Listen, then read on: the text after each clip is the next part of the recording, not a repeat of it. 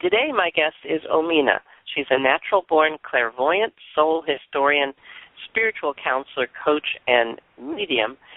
And we also have, OMENA, right away, we have more people who would like your input to their lives. So, do we have Daki?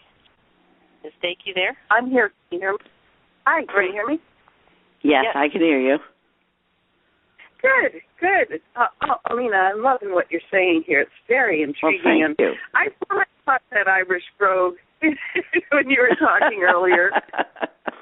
Well, thank you. How do you spell your name? I spell it D like David. Huh? D like David, E-A-I, Daki. Okay. I was most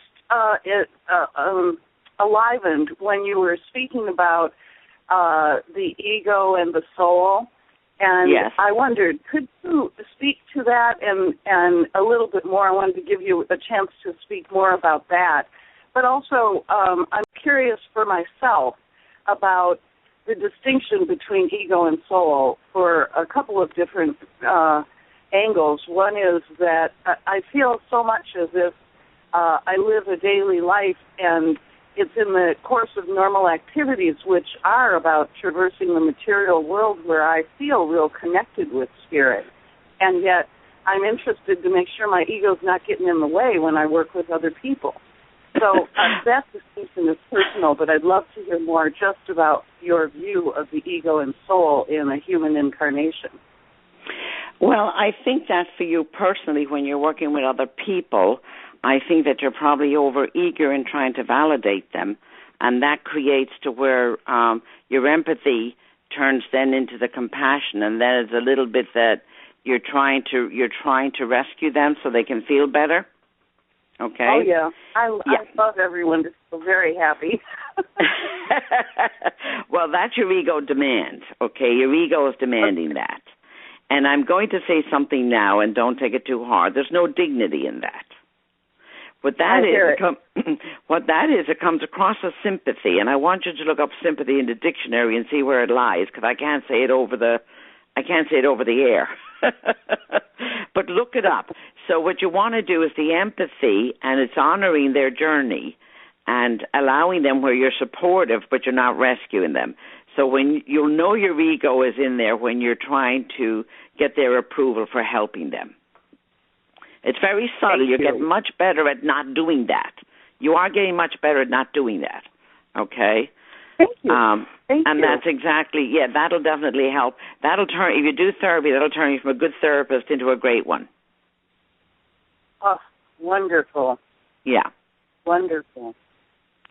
And what else did you... Thank you so much for that personally. And speak more about your view of the ego. Because which one? Those things you said at the beginning about the ego is part of our journey here, and it's all part of the soul's work. We have a lot of controversy. We come in naturally wired with to do things for the higher good. Okay, we're naturally wired with that because that's our spiritual heritage. So in the ego of the soul is encouragement, and it's gratitude and observing. Now, you have to remember there's free will choice, and we all need personalities in order to be able to survive on the earth and be able to deal with people and be able to enjoy life. But what happens with the ego, if it's any way hurt at all, it turns into the envy, and it turns into the gratification, and it turns into the obsession. So that doesn't serve anything. That just brings more energy, and that just doesn't make us feel good about ourselves. It's a temporary fix. So they're the two differences. Like I said before, when you're banking on somebody or you're talking to somebody or doing something or somebody asks you or whatever it is, if it's an opinion and you say, is this for the higher good? Because when you think of the higher good, it's going to start changing how your brain thinks. It won't always be stuck in the muck and mire of everybody else's stuff or even your own muck and mire, okay? So it's about learning what the egos mean, and it's about Even if you went around saying it in your brain, it's going to change the energy in your being. It's going to raise the vibrations. If your vibrations are raised, you're going to be able to raise other people's. Mhm. Mhm. And it's reminding people, asking them, well, where did you get this belief system? You're not about, I don't change people's belief systems, but I definitely believe in challenging them. You know.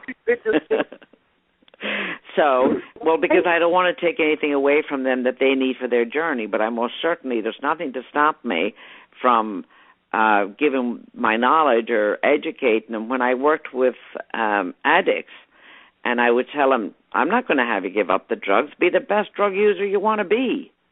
But you're going to walk out of my office the most educated one.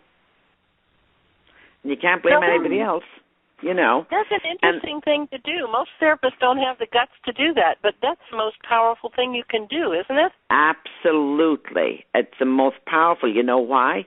You're acknowledging who they are. You're giving them dignity. Their choice of how they live is their choice.